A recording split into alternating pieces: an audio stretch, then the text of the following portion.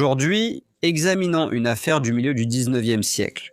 Installez-vous, direction l'Australie.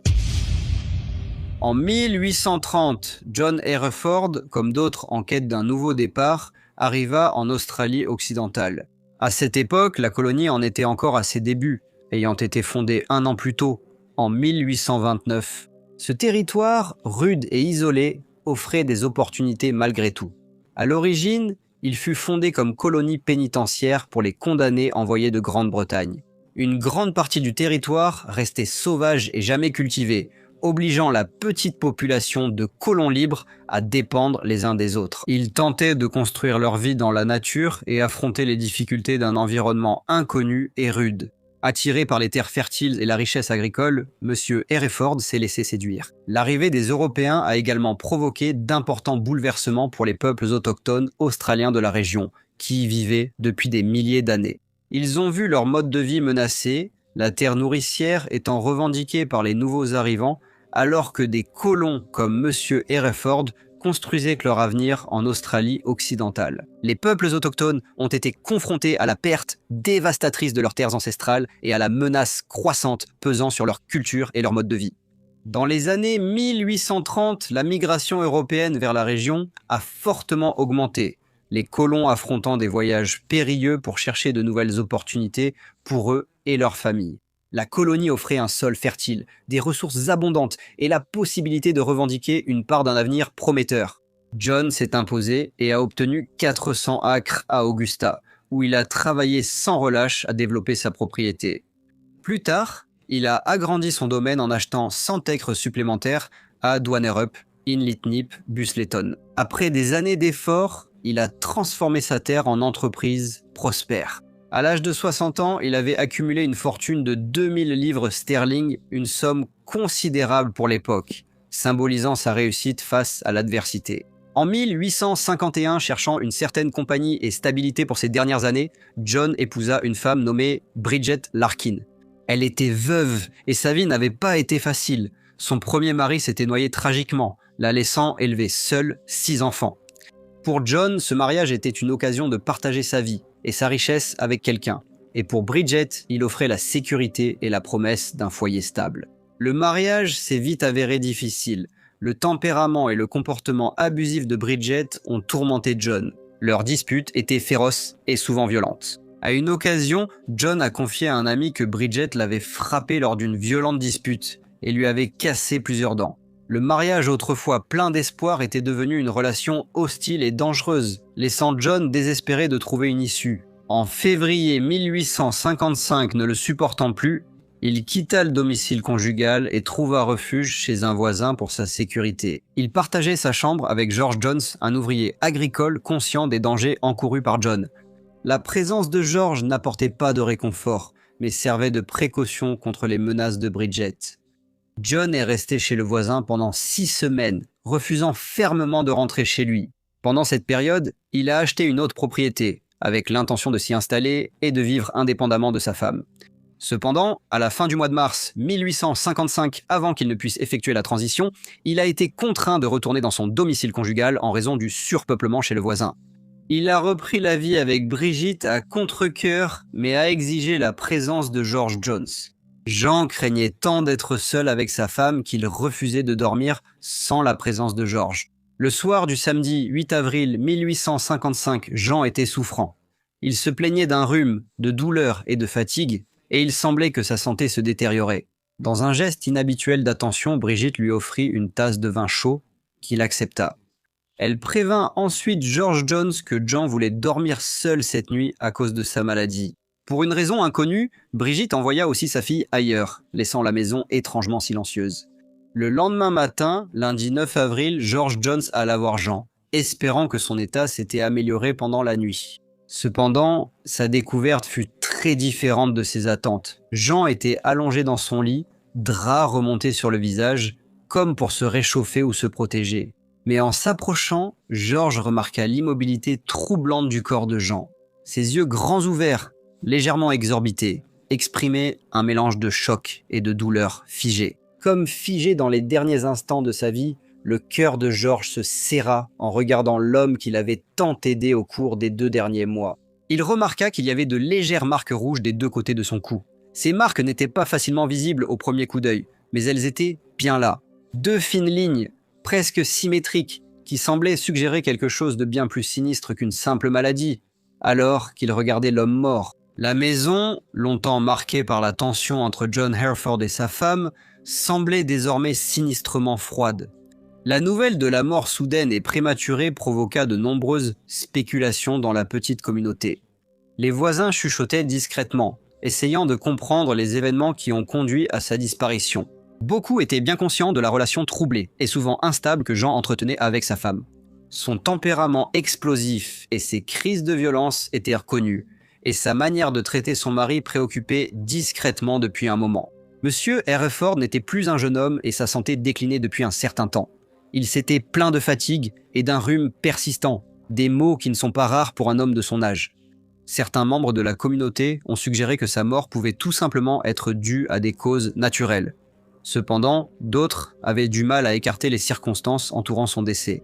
La réputation de Brigitte la précédait, et son manque d'attention et de compassion envers son mari était bien connu. Bien qu'elle n'ait jamais été vue comme une épouse très aimante, l'idée qu'elle ait pu jouer un rôle direct dans sa mort restait trop choquante pour beaucoup. Pourtant, certains ne pouvaient pas ignorer certains détails. Pourquoi Brigitte avait-elle envoyé sa fille ailleurs ce soir-là? Pourquoi avait-elle insisté pour que M. Hereford dorme seul? Rompre avec l'arrangement habituel? George Jones partageait sa chambre pour le protéger. Et qu'en est-il des marques rouges sur son cou que George a vues le lendemain? Ces questions persistaient, troublant l'esprit de ceux qui connaissèrent le couple. Une enquête sur leur décès fut rapidement lancée par le coroner local, le docteur Hannibal Bryan, qui présenta ses conclusions au tribunal. Il témoigna avec assurance qu'il n'y avait rien de suspect dans le décès de M. John Hereford, et que sa mort était probablement due à sa maladie récente et à son âge. Les preuves semblaient claires, et le coroner rendit un verdict de mort naturelle. Pour certains, ce verdict apporta du soulagement, mais d'autres restèrent sceptiques. Ceux qui connaissaient le foyer troublé des Hereford avaient du mal à écarter leurs soupçons. Bridget Hereford, cependant, semblait indifférente aux rumeurs qui l'entouraient. Le verdict du coroner fut confirmé et le testament validé pour son épouse après les funérailles de son mari. Heureuse d'être une veuve fortunée, Bridget poursuivit sa vie normalement, sans montrer d'inquiétude ni prêter attention aux rumeurs sur la mort de son mari. Les circonstances entourant la mort de M. John Hereford restaient présentes dans l'esprit des voisins et des amis, en particulier de ceux qui connaissaient bien la relation tendue et souvent hostile du couple. Lorsqu'elle allait à la boutique du coin, Bridget voyait des femmes discuter puis s'interrompre à son passage. Elle était consciente des commérages et des chuchotements locaux, et savait que certaines personnes la traitaient avec suspicion. Pourtant, le coroner avait conclu que son mari était mort de cause naturelle et, en ce qui la concernait, l'affaire était close. Cependant, plus tard cette année-là, de nouvelles informations ont émergé, poussant les autorités à rouvrir l'enquête. Le colonel Bruce et le docteur Galbraith furent chargés de l'enquête et ordonnèrent l'exhumation du corps de M. Hereford pour un examen approfondi. Madame Hereford fut interrogée et les autorités s'intéressèrent à M. Enoch Dodd et M. Philip Dixon, tous deux liés à la maison des Hereford, en tant qu'hommes bénéficiant d'un ticket de sortie. C'étaient des condamnés ayant purgé une partie de leur peine et bénéficié d'une liberté conditionnelle pour vivre et travailler dans la colonie sous surveillance. Le colonel Bruce et le docteur Galbraith ont approfondi l'enquête sur l'implication de ces deux hommes. Philip Dixon est vite devenu central dans l'enquête. Il a admis avoir falsifié le testament de M. Hereford en faveur de Mme Hereford. Mais ce n'était pas tout. Il a aussi reconnu une implication dépassant la falsification et livré des informations clés sur la nuit du meurtre. Il a affirmé avoir vu Mme Hereford et M. Dodd ensemble le 8 avril au soir et que Mme Hereford avait manipulé M. Dodd pour commettre le crime. Le témoignage a dressé un tableau clair de cupidité et de manipulation, car il semblait que Mme Hereford avait orchestré le meurtre afin d'assurer son avenir financier. Suite à cela, M. Enoch Dodd et Mme Brigitte Hereford ont été arrêtés et inculpés de meurtre. Le procès a débuté le 3 octobre 1855. Devant le juge W.H. Mackay, la salle d'audience était bondée, car la nature sensationnelle de l'affaire avait suscité un vif intérêt du public. L'avocat général, dans ses remarques liminaires, a souligné la gravité du crime. en particulier parce que la victime était un homme dont les années se faisaient sentir à cause de sa vie de dur labeur et de labeur pénible. Il a également souligné la gravité des accusations portées contre la prisonnière qui, il a déclaré que, en raison de sa relation avec la victime, ses actes étaient d'autant plus épouvantables.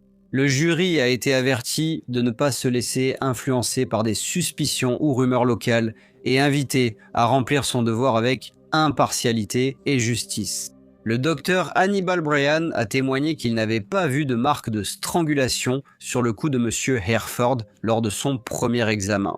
Mais sous un contre-interrogatoire intense du ministère public, sa crédibilité a été fortement ébranlée. Il a reconnu n'avoir jamais réussi d'examen médical officiel, ni savoir utiliser correctement un stéthoscope. Cela a jeté un grand doute sur la fiabilité de ses premières conclusions. Au deuxième jour du procès, l'affaire a pris un tournant choquant. Madame Hereford, submergée par les preuves et la culpabilité, a reconnu avoir su à l'avance pour le meurtre et qu'il avait été commis.